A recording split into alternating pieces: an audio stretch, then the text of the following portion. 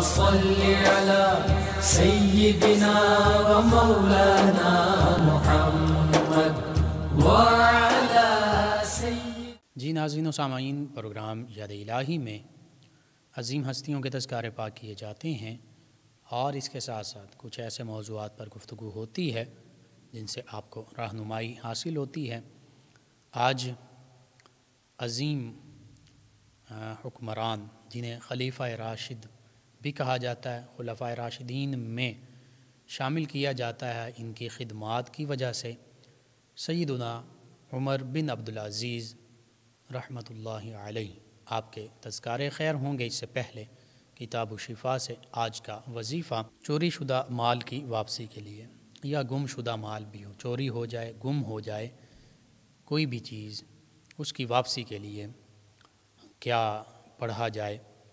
تو انا للہ و انا الیہ راجعون، اس کو پڑھا بھی جا سکتا ہے جتنا زیادہ پڑھیں. اس کے ساتھ ساتھ ایک کاغذ پر لکھ کر انا للہ و انا الیہ راجعون یہ لکھ کر اس کے آگے چوری شدہ مال اور اس کے مالک کا نام اور چوری شدہ مال کا جو مالک ہے اس کی والدہ کا نام لکھ کر کسی بھاری پتھر کے نیچے رکھ دیں. انشاءاللہ چوری شدہ مال یا گم شدہ مال جو ہے اس کی اطلاع مل جائے گی، اس کے بارے میں آپ کو پتہ چل جائے گا. اسی طرح چوری سے مکان، دفتر اور کارخانہ محفوظ رکھنے کا عمل، کہ گھر ہو، دکان ہو، مکان ہو، دفتر ہو، فیکٹری، ملز وغیرہ، آفیسز، ان کو چوری سے محفوظ رکھنے کے لیے کیا پڑھا جائے. کہ چوری اور اس طرح کے بعض اوقات معاملات ہوتے ہیں، چیزیں کوئی اٹھا لیتا ہے. تو اس حوالے سے بعد نماز عشاء یعنی عشاء کی نماز کے بعد اول آخر 3 مرتبہ درود پاک پڑھ کر اور پھر سورۃ الاسراء، سورہ بنی اسرائیل بھی جسے کہتے ہیں 15ویں پارے میں، سورہ بنی اسرائیل کی آیت مبارکہ 110 اور 111 دونوں آیات بینات پڑھنی ہے. اول آخر 3 مرتبہ درود پاک پڑھ کر اپنے مکان، دکان، دفتر، کارخانہ، اس کے چاروں طرف پھونک مار دیں اور ان آیات کو ایک مرتبہ بسم اللہ الرحمن الرحیم اور آخر میں درود پاک کے ساتھ لکھ کر، یعنی پڑھنی بھی ہیں اور پھر بسم اللہ الرحمن الرحیم کے ساتھ یہ آیات مبارکہ دونوں لکھنی ہیں، آخر میں درود پاک لکھنا ہے. تو یہ لکھ کر کاغذ کو مکان کے مرکزی دروازے پر، مکان ہے، دکان ہے، کارخانہ ہے، اس کا جو مین انٹرنس ہے مرکزی دروازے کے اوپر لٹکا دینے سے انشاءاللہ العزیز مکان، دکان، مل، فیکٹری، کارخانہ، آفس وغیرہ جو ہے چوری اور زمینی و آسمانی آفات سے محفوظ رہے گا. آیات بینات اور ان کا ترجمہ آپ سماعت فرما لیں. اللہ سبحانہ وتعالی ارشاد فرماتا ہے بسم اللہ الرحمن الرحیم قل ادعوا اللہ او ادعوا الرحمن ایما تدعوا فلہ الاسماء الحسنى ولا تجہر بصلاتک ولا تخافت بها وابتغ بین ذلك سبیلا وقل الحمد للہ الذی لم يتخذ ولدا ولم يكن له شریک فی الملک ولم يكن له ولی من الذل وکبرہ تکبیرا. ترجمہ کچھ یوں ہے، اللہ سبحانہ وتعالی شاہ فرما دیجئے اے پیارے حبیب صلی اللہ علیہ وآلہ وسلم کہ اللہ کو پکارو یا رحمان کو پکارو، یعنی اللہ کو جس نام سے بھی پکارو، جس نام سے بھی پکارتے ہو سب اچھے نام اسی کے ہیں. اسماء حسنہ ہیں، اسماء حسنہ ہیں، اس کے اچھے نام ہیں. اور فرمایا اور نہ اپنی نماز میں قرات بلند آواز سے کریں اور نہ بالکل آہستہ پڑھیں، اور دونوں کے درمیان معتدل راستہ اختیار فرمائیں. اور فرمائیے اے حبیب صلی اللہ علیہ وآلہ وسلم کہ سب تعریفیں اللہ ہی کے لیے ہیں، جس نے نہ تو اپنے لیے کوئی بیٹا بنایا اور نہ ہی اس کی سلطنت و فرما روائی میں کوئی شریک ہے، اور نہ کمزوری کے باعث اس کا کوئی مددگار ہے. اے حبیب صلی اللہ علیہ وآلہ وسلم آپ اسی کو بزرگ تر جان کر اس کی خوب حمد بیان کرتے رہیے، خوب بڑائی بیان کرتے رہیے. تو یہ سورۃ الاسراء، سورہ بنی اسرائیل، اس کی آیات بینات 110 اور 111 ہیں. ان میں اللہ سبحانہ و تعالیٰ کی وحدانیت کا تذکرہ، اللہ کے پاکیزہ ناموں کا ذکر ہے، نماز میں کیسے تلاوت کرنی ہے اس کا ذکر ہے، اللہ کی سلطنت میں کوئی اس کا شریک نہیں ہے، اس کے مددگار ہونے کے ناطے سے کوئی مددگار نہیں اس کا، کوئی اس نے اپنا بیٹا نہیں بنایا۔ تو یوں اللہ سبحانہ و تعالیٰ کی عظمت، رفعت اور شان کے تذکرے ان دونوں آیات بینات میں ہیں۔ جس طریقے سے آپ کو بتایا گیا اس طرح سے جب اس کو پڑھیں گے اور لکھیں گے تو انشاءاللہ اللہ سبحانہ و تعالیٰ مکان، دکان، آفس، گھر، مل، فیکٹری، کارخانہ، جو بھی جہاں پر اس طریقے سے اس کو پڑھیں گے اور لکھ کر لٹکائیں گے تو انشاءاللہ اللہ سبحانہ و تعالیٰ مکان کو، گھر کو، دکان کو، دفتر کو، آفس، مل، فیکٹری، جو بھی جگہیں ہیں ان کو اپنی حفظ و امان میں رکھے گا، چوری وغیرہ اور دیگر زمینی آسمانی آفات و بلیات سے اپنی حفظ و امان میں رکھے گا۔ تو ضرور آپ بھی پڑھیں اس کو، اپنے گھر کی کم از کم حفاظت کے لیے، دکان ہے دکان کی حفاظت کے لیے، کارخانہ، مل، فیکٹری، آفس ہے اس کی حفاظت کے لیے ضرور پڑھیں۔ اپنے اعزاء اقربا یعنی رشتہ داروں کو بتائیے، اپنے دوست، احباب، پڑوسی، محلے دار، امت مسلمہ تک پہنچائیے۔ میرے آپ کے ہمارے بتانے سے اگر کسی بھی مسلمان فرد کا امت مسلمہ میں سے اس کا بھلا ہوتا ہے، فائدہ ہوتا ہے، اور چوری شدہ مال کی واپسی کا وظیفہ بھی آج اس میں شامل ہے، گم شدہ مال کی واپسی کا وظیفہ اکثر ہمارے لسنرز پوچھتے ہیں، تو یہ وظائف لازمی اپنے معمول کا حصہ بنائیے۔ اللہ سبحانہ و تعالیٰ کی ذات بابرکات پر قرآن مجید فرقان حمید جو کلام شفا بھی ہے اس پر مکمل بھروسہ رکھتے ہوئے پڑھیے، انشاءاللہ اللہ سبحانہ و تعالیٰ اپنی رحمت سے تمام پریشانیاں بھی دور فرمائے گا اور ان معاملات میں اپنی خاص مدد و نصرت بھی فرمائے گا، اور اس کے ساتھ ساتھ گھر، دفتر، مکان وغیرہ کی حفاظت کا ذریعہ اللہ سبحانہ و تعالیٰ کا یہ پاکیزہ کلام بنے گا۔ تو ضرور امت مسلمہ تک پہنچائیے۔ میرے آپ کے ہمارے بتانے سے امت مسلمہ میں سے جس فرد کو فائدہ ہوگا انشاءاللہ یہ ہمارے لیے دین و دنیا آخرت میں بھلائی، فائدے اور نجات کا باعث ہوگا۔ اللہم صلی علی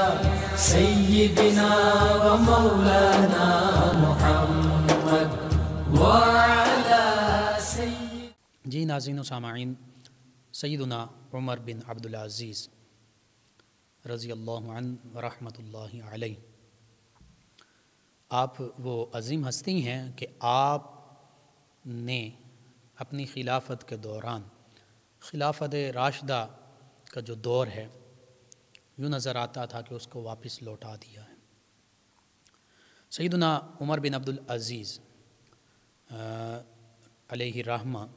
آپ کا دور خلافت اگرچہ بہت کم عرصے پر محیط ہے، تقریباً 2 سال اور 5 ماہ، لیکن حقیقت میں یہ دور خلافت خلفائے راشدین سیدنا ابو بکر صدیق، سیدنا عمر فاروق، سیدنا عثمان ذو النورین، سیدنا علی المرتضیٰ رضی اللہ عنہم اجمعین، ان کی یاد دلاتا ہے۔ سیدنا عمر بن عبدالعزیز رضی اللہ عنہ، آپ دندیال اور ننیال دونوں خانوادوں سے عظیم مقام رکھتے ہیں۔ خصوصاً ننیال کے حوالے سے گفتگو کی جائے تو سیدنا عمر فاروق رضی اللہ عنہ دوسرے خلیفہ راشد ان کی اولاد میں سے ہیں، اور مورخین، علماء، فقہاء انہوں نے آپ کی عظمت، رفعت اور شان کے تذکرے اپنی اپنی کتب میں جا بجا کیے ہیں، اور آپ کی خلافت، آپ کے عہد خلافت وہ دور خلافت ہے کہ جس میں اسلام کو وسعت بھی حاصل ہوئی، لیکن اس وسعت کے ساتھ ساتھ مملکت اسلامیہ میں قرآن و سنت کو خلفائے راشدین ہی کی طرح قرآن سنت کی تعلیمات کو نافذ کیا گیا، شریعت کو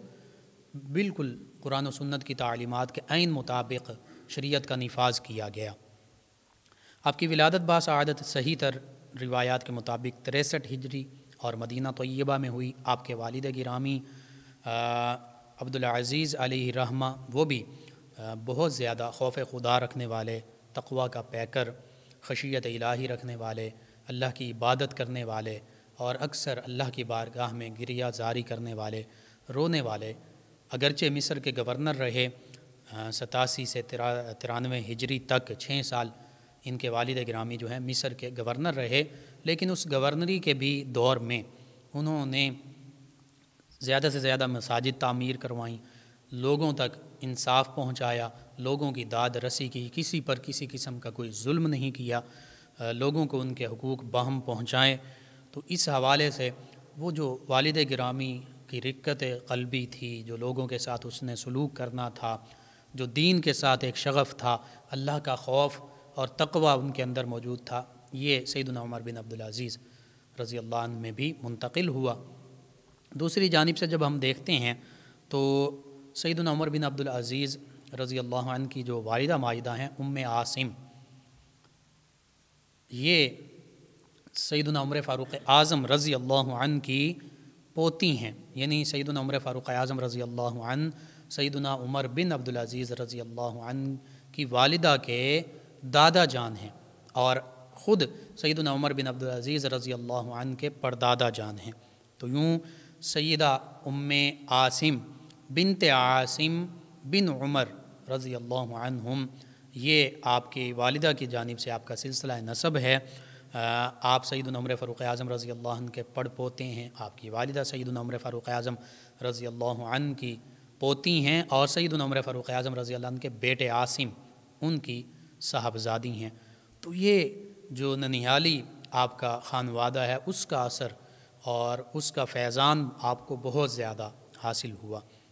اسی طرح عبدالعزیز علیہ رحمہ جو آپ کے والد گرامی ہیں، یہ مروان بن حکم کے بیٹے ہیں، عبد الملک بن مروان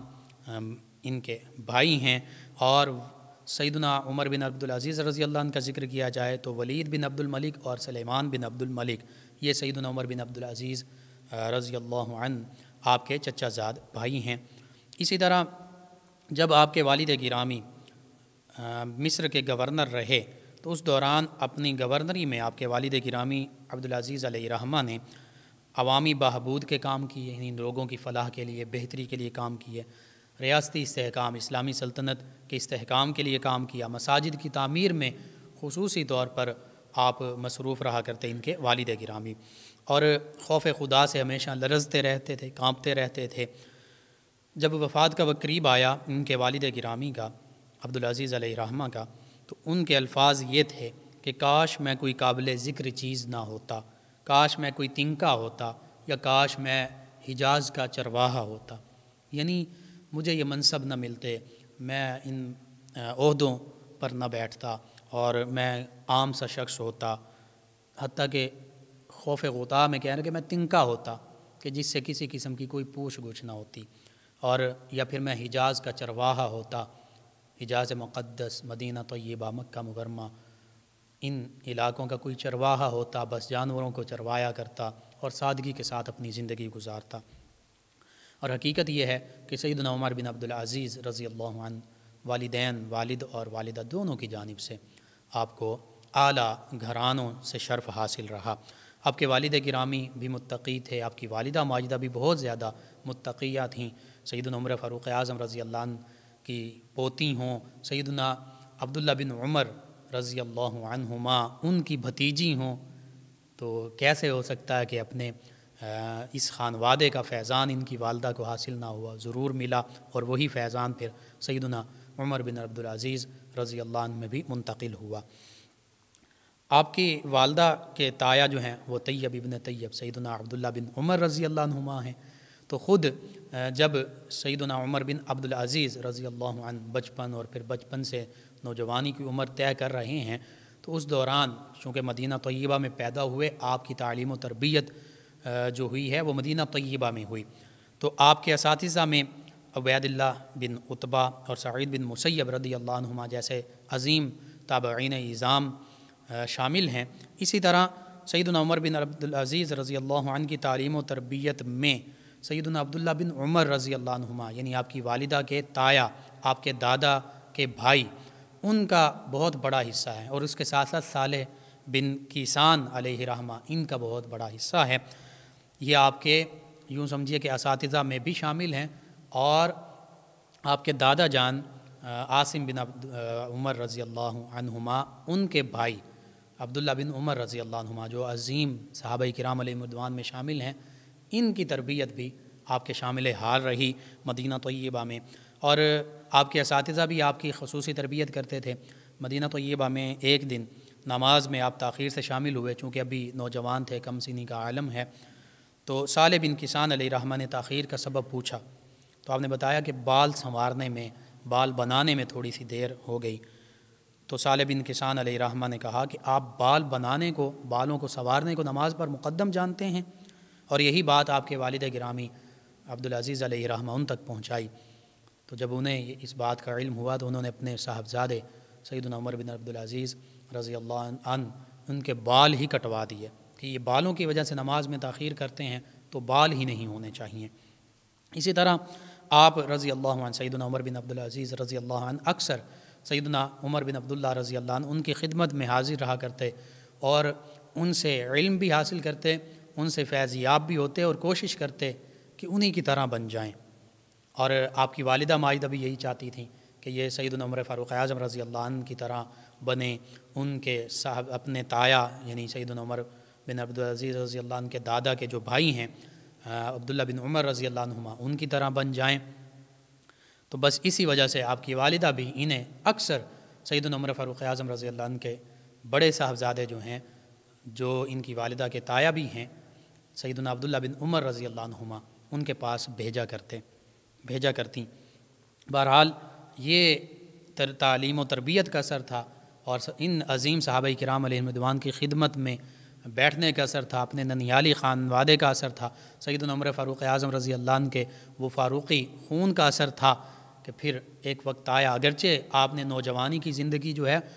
بہت زیادہ ناز و نعم میں گزاری۔ آپ کے والد جو تھے وہ گورنر تھے، ہر قسم کی جو ضروریات زندگی تھیں وہ وافر آپ کے پاس موجود تھیں، حتیٰ کہ سیدنا عمر بن عبدالعزیز رضی اللہ عنہ جب نوجوان تھے، اس عمر میں ایک لباس جو آپ پہنتے تو اس کو بار بار نہ پہنا کرتے۔ جو آپ چادر پہنتے اس وقت وہ 800 درہم کی چادر ہوا کرتی، یوں سمجھ لیجیے آج کے تقریباً لاکھوں روپے کی وہ صرف آپ کی چادر ہوتی تھی۔ اور پھر لباس بار بار ایک ہی لباس نہیں پہنتے، ایک مرتبہ جو لباس پہنا اس کو دوبارہ استعمال نہیں کیا، بہت عمدہ خوشبوئیں لگایا کرتے تھے، یعنی اتنی زیادہ ناز و نعم میں آپ پلے۔ لیکن فقیہان امت اور دیگر جو بڑے بڑے مفسرین محدثین انہوں نے لکھا کہ آپ اگرچہ یہ چیزیں کثرت سے استعمال کرتے تھے لیکن حرام کے قریب پھر بھی نہیں جاتے تھے، حرام چیزیں یا حرام مال استعمال نہیں کیا کرتے تھے۔ اسی طرح سیدنا عمر بن عبدالعزیز رضی اللہ عنہ جو ہیں، آپ کے چچا جو ہیں عبد الملک وہ بنتے ہیں، تو انہوں نے دمشق میں آپ کو بلایا کہ والد گرامی ان کا وصال جلد ہو گیا، دمشق میں بلایا تو اپنی چہیتی بیٹی فاطمہ ان کا نکاح جو ہے عقد جو ہے آپ سے کر دیا۔ آپ کے والد نے بھی آپ کے لیے کافی دولت چھوڑی تھی، اور فاطمہ آپ کی جو زوجہ ہیں، آپ کی جو بیوی ہیں عبد الملک جو خلیفہ ہے، حکمران ہیں، اس کی بیٹی، وہ بھی بہت ناز و نعمت میں پلی تھیں۔ تو آپ کا طرز زندگی چونکہ میں نے عرض کیا بہت زیادہ امیرانہ تھا، بہت نفیس لباس پہنتے، لذیذ اور عمدہ غذائیں کھاتے، عمدہ سواریوں پر سفر کرتے، ریشمی چادریں زیب تن کرتے جو سینکڑوں دراہم کی ہوا کرتیں۔ اور ولید بن عبد الملک 87 ہجری میں خلیفہ اور حکمران بنے تو آپ کو مدینہ طیبہ بشمول مکہ مکرمہ اور طائف کا گورنر مقرر کیا۔ اس وقت سیدنا عمر بن عبدالعزیز رضی اللہ عنہ کی عمر مبارکہ جو ہے صرف 25 برس تھی۔ آپ نے مدینہ منورہ کی گورنری صرف اور صرف اس شرط پر قبول کی کہ مجھے میرے معاملات میں کسی قسم کی کوئی رکاوٹ نہیں ڈالی جائے گی، اور میں حق کے ساتھ تمام معاملات کو چلاؤں گا، ظلم اور جبر کسی پر نہیں کروں گا، ظلم و جبر کے ساتھ ٹیکسز جو ہیں، محاصل جو اس وقت حاصل کیے جاتے تھے ان میں اضافہ نہیں کروں گا۔ تو اس وقت ولید نے یہ لکھ بھیجا کہ ٹھیک ہے، آپ مرکز کو 1 درہم بھی نہ بھیجیں لیکن گورنری قبول فرمائیں، اور جیسے آپ چاہتے ہیں اسی طرح گورنری کریں۔ تو آپ نے بطور گورنر محاصل کی وصولی میں سختی جو تھی وہ ختم کر دی۔ اکابرین نے شہر سے درخواست کی کہ اگر وہ ظلم ہوتا دیکھیں تو ان کے علم میں لائیں، یعنی آپ نے فرمایا کہ مجھے بتایا جائے، اور ابن الحکم نے لکھا کہ آپ باوجود امیرانہ طور طریقوں کے نہ حرام مال کھاتے تھے اور نہ شریعت کے خلاف کوئی حکم دیتے تھے، اور آپ کے طرز گورنری کی خاص بات یہ تھی کہ آپ حکومتی فیصلوں میں علماء کو اور فقہاء کو، یعنی جو شریعت مطہرہ کے جاننے والے تھے، اگرچہ آپ خود بھی حافظ بھی تھے، حدیث کے عالم بھی تھے، فقیہ بھی تھے، لیکن اس کے ساتھ ساتھ آپ اپنے تمام حکومتی معاملات میں علماء اور فقہاء کو شامل کرتے تھے۔ آپ نے مجلس شورا بنائی، اس میں علماء اور فقہاء کو شامل کیا، قرآن و سنت کے مطابق ان کے جو مشورے ہوتے ان کے مطابق آپ نے مدینہ طیبہ میں بھی گورنری کا فریضہ سر انجام دیا۔ تو یوں حقیقت یہ ہے کہ آپ نے بحیثیت گورنر سب سے پہلا کام 10 اکابرین مدینہ منورہ کی مجلس شورا قائم کی، جو عوام کی بہتری کے ساتھ ساتھ سرکاری اہلکاروں کی نااہلی، زیادتی اور ظلم پر کڑی نظر رکھتے تھے۔ یعنی اگر کوئی سرکاری اہلکار لوگوں پر ظلم کرتا تو آپ اس کو کڑی سے کڑی سزا دیا کرتے ہیں۔ تو یوں 87 سے 93 ہجری 6 سال آپ مدینہ طیبہ کے گورنر رہے۔ آپ کے دور کے چند نمایاں کام جو ہیں وہ یہ ہیں، آپ کے دور میں مسجد نبوی کی تعمیر اور توسیع کا کام ہوا، خود آپ اس میں بطور مزدور بنفس نفیس شامل ہوئے، مزدور کے طور پر آپ بھی مسجد نبوی کی تعمیر میں شامل رہے۔ مسجد کے ایک ساتھ ایک فوارہ جو ہے وہ تعمیر کیا، وہ بنایا، جس سے اہل مسجد کو بھی، اہل مدینہ کو بھی پانی مہیا کیا جاتا۔ آپ نے مدینہ منورہ کے اطراف میں اور مدینہ منورہ کے اندر تمام مساجد کو خوبصورت طریقے سے ان کی تعمیر و تزئین کا کام کیا، جہاں نبی رحمت صلی اللہ علیہ وآلہ وسلم، میرے آپ کے ہم سب کے آقا و مولا صلی اللہ علیہ وآلہ وسلم نے نمازیں ادا فرمائی تھیں، چاہے ایک نماز بھی ادا فرمائی یا نفل بھی پڑھے۔ سیدنا عمر بن عبدالعزیز رضی اللہ عنہ نے ان مسجدوں کو دوبارہ سے اچھے طریقے سے مزید تعمیر و تزئین بھی اس میں کی۔ آپ نے مکہ مکرمہ، مدینہ طیبہ، طائف میں جگہ جگہ کنویں کھدوائے اور دشوار گزار پہاڑوں کو کاٹ کر ہموار راستے بنائے۔ آپ نے بطور گورنر امیر الحجاج کا کردار بھی ادا کیا۔ الغرض آپ کا دور جو ہے یہ مدینہ طیبہ میں گورنری کا دور، ابھی خلیفہ نہیں بنے، صرف مدینہ طیبہ کے گورنر ہیں، تو یہ امن، ترقی، سلامتی اور خوشحالی کا دور تھا۔ سلیمان بن عبد الملک کا دور چونکہ مختصر سا تھا، مگر سیدنا عمر بن عبدالعزیز رضی اللہ عنہ کی خلیفہ نامزدگی کے باعث اس دور کو بھی مفتاح الخیر یعنی بھلائی کی کنجی کہا جاتا ہے، یعنی اسی آپ کا خلیفہ منتخب ہونے سے بھلائی کا دروازہ کھل گیا۔ تو یوں سیدنا عمر بن عبدالعزیز رضی اللہ عنہ، جو سلیمان بن عبد الملک کے تایا زاد بھائی اور بہنوئی بھی تھے، تو آپ نے خود سلیمان بن عبد الملک کا نماز جنازہ پڑھایا، تدفین میں حصہ لیا، اور خلافت کی ذمہ داری جب آپ پر پڑی تو خلافت کی ذمہ داری سنبھالنے کے بعد جو آپ نے پہلا خطبہ دیا وہ بہت زیادہ اہم ہے، آج کے ہمارے تمام مسلمان ممالک کے حکمرانوں کے لیے مشعل راہ ہے۔ آپ نے خطبے میں ارشاد فرمایا، لوگو مجھ پر خلافت کا بار، خلافت کی ذمہ داری بغیر اس کے کہ مجھ سے پوچھا جاتا، میری رائے لی جاتی، یا میں اس کا خواستگار ہوتا، میں اس کا طلبگار ہوتا، یا عام مسلمانوں سے مشورہ لیا جاتا، یہ ذمہ داری مجھ پر ڈال دی گئی ہے۔ میری بیعت کا جو قلادہ تمہاری گردنوں میں ہے میں اس کو خود نکال دیتا ہوں، اب تم جس کو چاہو پسند کر لو، اپنے لیے خلیفہ مقرر کر لو۔ یعنی آپ نے خود فرمایا کہ میں اس ذمہ داری کو نہیں سنبھالنا چاہتا، میں نے یہ بیعت کی جو بیعت تھی خود تمہارے گلوں سے اتار دی، اب جس کو چاہو اپنا خلیفہ مقرر کر لو۔ تو چونکہ مسجد کے اندر آپ نے یہ خطبہ دیا تھا تو حاضرین نے بلند آواز کے ساتھ کہا کہ ہم نے آپ ہی کو اپنا خلیفہ منتخب کیا اور ہم آپ کی خلافت پر راضی ہیں۔ اس موقع پر آپ نے حمد و نعت کے بعد مفصل تقریر کی، جس کا خلاصہ یہ تھا کہ آپ نے فرمایا کہ لوگو تم تقوی اختیار کرو، فکر آخرت کرو، موت کو یاد رکھو، اور آخر میں بلند آواز کے ساتھ فرمایا کہ اے لوگو جو شخص اللہ سبحانہ و تعالیٰ کی اطاعت کرو اس کو اطاعت واجب ہے، جو شخص اللہ کی اطاعت کرے اس کی اطاعت تم پر واجب ہے، اور جو شخص اس کی نافرمانی کرے اس کی فرما برداری جائز نہیں۔ یعنی اگر میں اللہ کی اطاعت کروں تو تم میری اطاعت کرو، اگر میں اللہ کی اطاعت نہ کروں تو تم میری اطاعت نہ کرو۔ پھر فرمایا جب تک میں اللہ کی اطاعت کروں میری اطاعت تم پر واجب ہے، اور اگر میں اللہ کی اطاعت نافرمانی کروں تو تم میری فرما برداری تم پر فرض نہیں ہے، پھر تم میری فرما برداری نہ کرو۔ تو یوں آپ نے خلافت کا عہدہ جو ہے وہ سنبھالا، اور سب سے پہلا جو کام کیا خود اپنی ساری مال و دولت، اپنی جو زوجہ ہیں فاطمہ، ان کے پاس جو بھی مال و دولت تھی، ہیرے جواہرات، جو کچھ تھا زیورات تھے سبھی بیت المال میں جمع کروا دیے، اور ساتھ ہی اعلان کر دیا کہ اموی خاندان میں سے جن جن لوگوں نے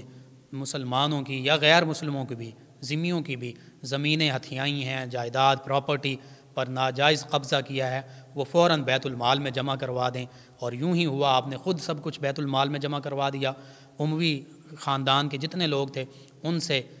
خود لے کر بیت المال میں سب کچھ جمع کروایا، اور جو اس کے مستحق تھے جن سے وہ مال چھینا گیا تھا، چاہے وہ مسلمان تھے یا غیر مسلم، ان کو دیا گیا، حتیٰ کہ اگر وہ ایسے لوگ تھے کہ جو فوت ہو چکے تھے تو پھر ان کے جو وارثین تھے، جو ان کے آگے رشتہ دار تھے، بیٹے پوتے دیگر رشتہ دار، ان کو ان کے آباء و اجداد کے جو مال و دولت جو چھینی گئی تھی وہ ان کو واپس کی گئی۔ یہ سیدنا عمر بن عبدالعزیز رضی اللہ عنہ کا ایک بہت بڑا کارنامہ ہے کہ جو رہتی دنیا تک یاد رکھا جائے گا۔ اللہم صلی علی سیدنا و مولانا محمد وعلی سید۔ ناظرین سامعین، سیدنا عمر بن عبدالعزیز رضی اللہ عنہ آپ نے اپنے گھر سے تمام اموال بیت المال جمع کروانے کا آغاز کیا۔ تمام اموی خاندان سے جو مال مغصوبہ تھا، یعنی جو انہوں نے غصب کیا، چھینا تھا، غیر شرعی طریقے سے لوگوں سے ہتھیایا تھا، وہ ان کے وارثین تک پہنچایا۔ اسی طرح آپ کے پاس صرف ایک لباس تھا، گھر میں ایک چراغ تھا اور ایک خچر تھا آپ کے پاس، تھوڑی سی زمین تھی، اسی سے آپ گزارا کرتے۔ خچر جو ہے آپ کا غلام اس کو لے جاتا، اس کے ذریعے سے کما کے لاتا، اور روزانہ 1 درہم کما کے لاتا۔ ایک دن وہ 1.5 درہم کما کے لایا تو آپ نے فرمایا تم نے اس پر ظلم کیا، زیادہ کام لیا، اب 3 دن اس کو آرام کرنے دو۔ انسان تو انسان، جانوروں کے ساتھ آپ کا یہ رحم دلی کا معاملہ تھا۔ اسی طرح آپ سرکاری لباس، سرکاری چراغ، اور وہ صرف اور صرف سرکاری امور کی انجام دہی کے لیے استعمال کرتے تھے، گھر میں سرکاری چیزیں استعمال نہیں کرتے تھے، بیت المال کی چیزیں گھر میں یوں استعمال نہیں کرتے تھے۔ آپ اس سے بڑھ کر آپ کی حیات مبارکہ سے ہمیں کیا سبق مل سکتا ہے کہ عید کا دن قریب ہے، عید آنے والی ہے، آپ کی بیٹیاں آپ سے کہتی ہیں کہ بابا ہم نے بھی نئے کپڑے سلوانے ہیں، آپ ہمارے لیے نئے کپڑوں کا انتظام کر دیں۔ آپ اپنے خزانچی سے کہتے ہیں، فارن منسٹر سے کہتے ہیں، وزیر خزانہ سے کہتے ہیں کہ بھائی مجھے اگلے ماہ کی ایڈوانس سیلری دے دو، تو وہ بھی خوف خدا رکھنے والا بندہ تھا۔ وہ کہتا ہے کہ آپ مجھے اس بات کی گارنٹی دے دیں کہ آپ اگلے ماہ بھی زندہ رہیں گے، آپ اس کی اگر ضمانت دیتے ہیں کہ آپ زندہ رہیں گے اور شورٹی دیتے ہیں کہ حقیقت میں زندہ رہیں گے، تو پھر میں آپ کو ایڈوانس سیلری دے دیتا ہوں۔ تو آپ نے فرمایا ایک سانس کی گارنٹی کوئی نہیں دے سکتا، تو 1 ماہ کی گارنٹی کون دے؟ بہرحال انہوں نے کہا بس پھر آپ کو ایڈوانس سیلری بھی نہیں مل سکتی۔ آپ واپس آئے، اپنی بیٹیوں سے کہا کہ میری بیٹیوں، عمر بن عبدالعزیز تمہیں نئے کپڑے سلوا کر نہیں دے سکتا، کیونکہ اللہ کی بارگاہ میں بھی عمر بن عبدالعزیز نے حاضر ہونا ہے، حساب دینا ہے، تو جو تمہارے پاس پہلے سے کپڑے موجود ہیں وہی پہنو۔ وہ بھی سیدنا عمر بن عبدالعزیز رضی اللہ عنہ کی بیٹیاں تھیں، سیدنا عمر فاروق اعظم رضی اللہ عنہ کا خون تھا، وہ فیضان چلا آ رہا تھا، انہوں نے بھی سر تسلیم خم کیا، اور وہی کپڑے جو پہلے سے موجود تھے انہی کے ساتھ عید کا دن گزارا۔ یہ ہمارے لیے، آج ہمارے گھروں کے لیے، ہماری بیٹیوں کے لیے، ہماری امت مسلمہ کی خواتین کے لیے، مردوں کے لیے، اور یہ حقیقت ہے کہ آج کی خواتین اپنے شوہر کی جو حلال کمائی ہے، چاہے جتنی بھی ہے، زیادہ ہے کم ہے، اس پر قناعت کرنا سیکھ لیں، اس پر گزارا کرنا سیکھ لیں، تو آپ دیکھیے کہ معاشرے میں سے کتنی برائیاں ختم ہو جائیں، رشوت ختم ہو جائے، حرام کمانا ختم ہو جائے، اور گھر بھی امن سکون کا گہوارہ بن جائیں۔ یہ بہت بڑی بات ہے، دیکھنے میں تو چھوٹا سا ایک واقعہ، لیکن حقیقت میں اس کے اندر ہمارے لیے بہت بڑا سبق پوشیدہ ہے، اور حکمرانوں کے لیے کتنے بڑے سبق ہیں آپ کی زندگی میں کہ حکمران ایسے ہوا کرتے ہیں، اور حقیقت میں وہی حکمران عام عوام کی خیر خواہی کر سکتا ہے، اور اس عوام کا اس کو پتہ ہوتا ہے کہ عام عوام کس طرح زندگی گزاری ہے، جو خود عام عوام کی طرح زندگی گزار رہے ہوں۔ جیسے سیدنا عمر بن عبدالعزیز رضی اللہ عنہ، مزدور کے مطابق ایک مزدور کی مزدوری کے برابر آپ کو مل رہا ہے، یا 1 درہم وہ آپ کے خچر سے کمایا جا رہا ہے، اور عام لوگوں کی طرح آپ زندگی گزار رہے ہیں، تو جو حکمران عام لوگوں کی طرح زندگی گزارتا ہے اسے پھر پتہ ہوتا ہے کہ عام لوگوں کو کن مشکلات کا سامنا ہے، عام لوگوں کی ضروریات کیا ہیں، عام لوگوں کے مسائل کیا ہیں، پھر ان مسائل کو وہ حل بھی کرتا ہے۔ بہرحال تمام امت مسلمہ کے لیے، تمام مسلمان مردوں خواتین کے لیے، تمام مسلمان حکمرانوں کے لیے سیدنا عمر بن عبدالعزیز رضی اللہ عنہ کی جو زندگی ہے یہ مشعل راہ ہے۔ ایک موقع پر آپ کے خاندان کی ایک بوڑھی معمر پھوپھی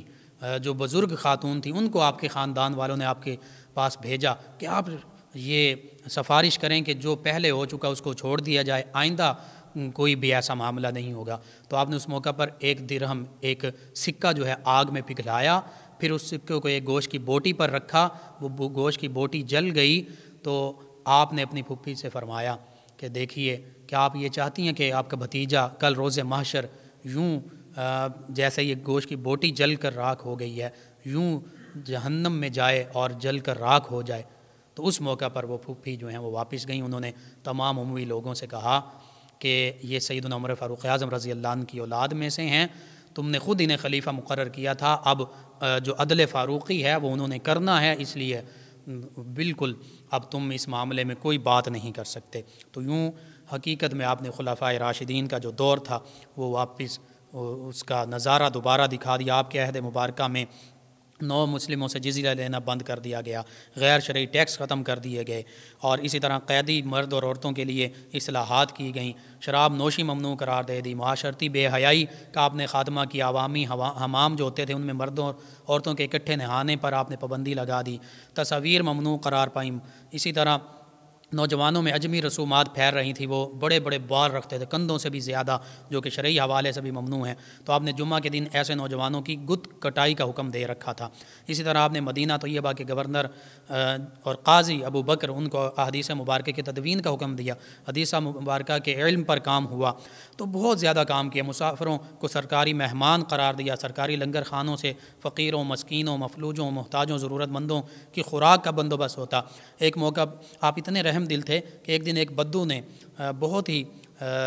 روتے ہوئے انداز میں اپنی حالت بیان کی تو آپ خود بھی رو پڑے، اور یہ رحم صرف انسانوں تک محدود نہیں تھا، جانوروں تک بھی، ان کے بھی شامل حال تھا۔ آپ 20 دن بیمار رہے اور 25 رجب المرجب 101 ہجری 39 سال کی عمر میں دیر سمعان اس مقام پر آپ کی وفات ہوئی، اور وہیں پر آپ کی تدفین ہوئی۔ جب آپ کی وفات ہوئی تو اس وقت یہ تلاوت آیت کریمہ کر رہے تھے جس کا ترجمہ یہ کہ یہ آخرت کا گھر ہم ان لوگوں کے لیے بناتے ہیں جو زمین میں نہ برتری چاہتے ہیں نہ فساد کرتے ہیں، اور عاقبت یعنی اچھا انجام اچھی آخرت صرف پرہیزگاروں کے لیے ہے۔ آپ کی وفات پر مسلمان غیر مسلم سبھی روئے۔ ایک راہب نے، عیسائی راہب نے دعائے رحمت کی اور روتے ہوئے کہا کہ میں اس نور پر روتا ہوں جو زمین پر تھا اور اب بجھ گیا۔ شاہ روم نے وفات پر کلمات ادا کیے کہ آج ایک مرد صالح انتقال کر گیا۔ یوں آپ نے اپنے ترکے میں وراثت میں صرف 15 دینار چھوڑے، 5 دینار آپ کے کفن پر صرف ہوئے،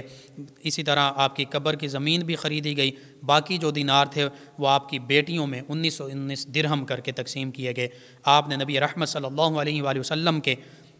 چند موئے مبارکہ، بال مبارک اور ناخن مبارک منگوا کر اپنے کفن میں رکھنے کی ہدایت کی تھی، وہ آپ کے کفن میں رکھے گئے۔ یوں سیدنا عمر بن عبدالعزیز رضی اللہ عنہ حقیقت میں صحابہ کرام علیہم رضوان، اہل بیت کرام، اور آپ صحابہ کرام سے بہت محبت کرتے تھے، اہل بیت کرام سے بہت محبت کرتے تھے۔ کوئی بھی اگر صحابہ کرام علیہم رضوان کے بارے میں غلط لفظ بولتا آپ اس کو کوڑے لگواتے، اسی طرح کوئی اہل بیت کرام علیہم رضوان کے بارے میں غلط بات کرتا آپ اس کو کوڑے لگواتے۔ تو یوں صحابہ کرام علیہم رضوان، اہل بیت کرام علیہم رضوان، نبی رحمت صلی اللہ علیہ وآلہ وسلم سے آپ محبت کرنے والے تھے، اللہ کا خوف اور تقوی شعاری اختیار کرنے والے تھے۔ آج بھی تمام امت مسلمہ کے لیے، تمام ہمارے حکمرانوں کے لیے سیدنا عمر بن عبدالعزیز رضی اللہ عنہ مشعل راہ ہیں۔ تمام اپنے اللہ سے دعا ہے کہ اللہ تعالیٰ آپ کے نقش قدم پر ہمیں چلنے کی توفیق عطا فرمائے، آپ کے تصدق سے عالم اسلام کو سربلندیاں عطا فرمائے، آمین۔ تمام ناظرین کے سوالات کے جوابات کل شامل کریں گے، پروگرام کا وقت ختم ہو جاتا ہے، انشاءاللہ کل صبح دوبارہ آپ سے ملاقات ہوگی پروگرام یاد الہی میں۔ اپنے میزبان محمد لقمان رضا اور ہماری ٹیم کو اجازت دیجیے، اللہ نگہبان۔ اللهم صل على سيدنا ومولانا محمد